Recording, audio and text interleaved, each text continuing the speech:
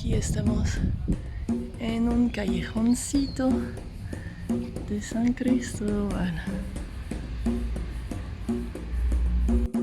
Il y a quelques mois, nous sommes arrivés à San Cristóbal de las Casas. Notre première intention était de rester 1, voire peut-être 2 mois. Mais comme beaucoup de personnes qui débarquent à San Cris, nous nous sommes fait attraper par l'ambiance, le climat, les gens et la nourriture d'ici. D'abord, petit point histoire. San Cristóbal est fondé en 1528 par Diego de Mazariegos sur des terres Tzotzil, gagnées évidemment par la force. À ce moment-là, le nom de Tzotzil, Valle de Jovel, devient alors Villarreal de los Españoles, soit la cité royale des Espagnols. Plusieurs fois renommée lors de son histoire, c'est en 1531 qu'on parle pour la première fois de la Villa de San Cristóbal, en référence au saint patron Cristóbal le Martyr. En 1848, elle devient enfin San Cristóbal de las Casas, en honneur au prêtre dominicain qui fut le premier évêque du diocèse, Bartolomé de las Casas. Bartolomé de las Casas est connu pour avoir dénoncé les pratiques des colons espagnols envers les Amérindiens. Il participe à la controverse de Valladolid en 1550, ce fameux débat où se pose la question de savoir comment mener la conquista, de manière évangélique, ce que prône Bartolomé de las Casas, ou par soumission. Suite à sa défense, Las Casas est reconnu comme étant un des pionniers du concept des droits de l'homme.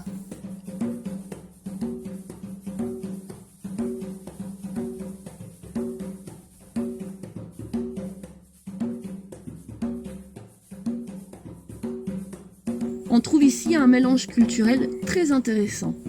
Nombreuses sont les femmes et enfants indigènes qui viennent des villages alentours pour vendre l'artisanat et rester la nuit, dormir dans les rues ou les refuges car ils n'ont pas les moyens de loger sur place.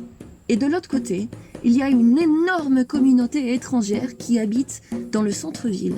Les touristes de passage, les gens qui viennent acheter une maison pour s'installer car ici c'est pas cher, ainsi que de nombreux voyageurs, musiciens, artisans qui, comme nous, restent attrapés un temps, travaillent quelques mois, puis repartent.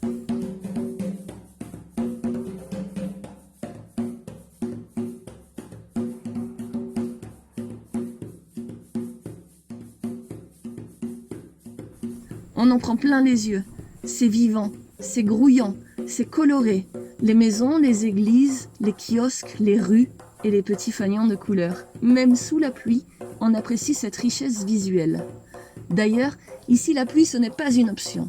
Presque tous les jours de l'année, la brume descend des montagnes vers 13 ou 14 heures et la pluie s'invite pour t'accompagner dans tes projets quotidiens.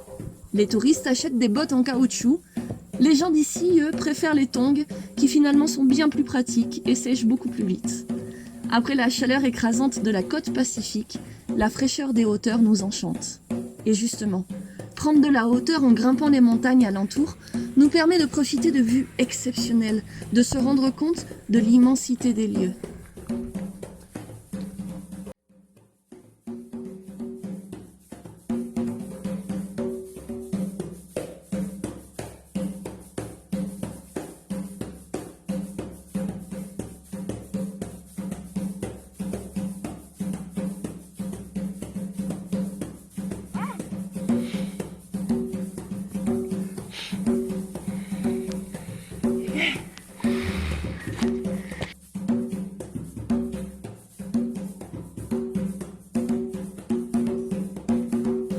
À l'échelle mexicaine, San Cristóbal, c'est encore un village. Bon, on parle tout de même de 210 000 habitants, à peu près 50 000 de plus qu'il y a 10 ans.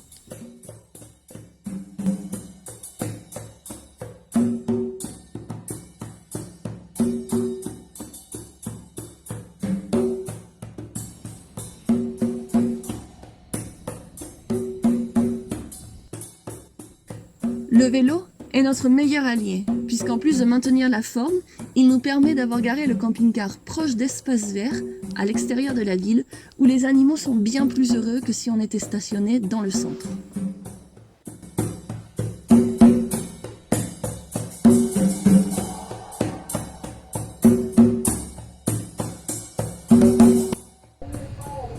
Pues bueno, vivir viajando es aprender a comer en la calle también, ¿eh?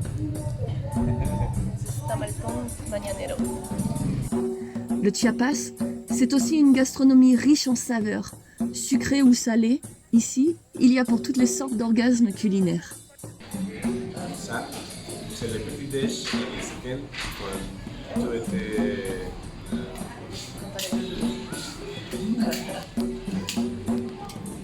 Mole de panza.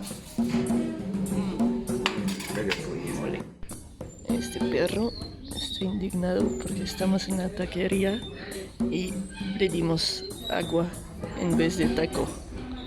¿Qué pasó, Morgan?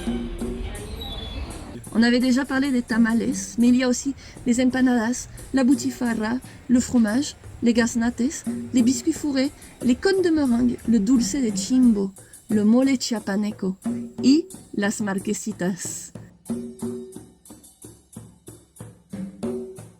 On a bien sûr fait la tournée des bars et espaces culturels.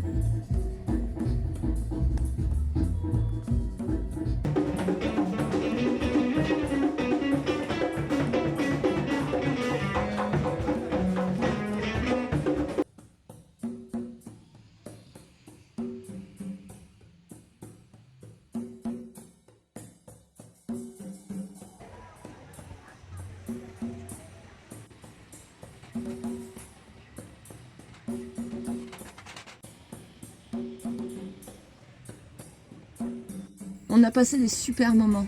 Bref, merci San Cristóbal de las Casas.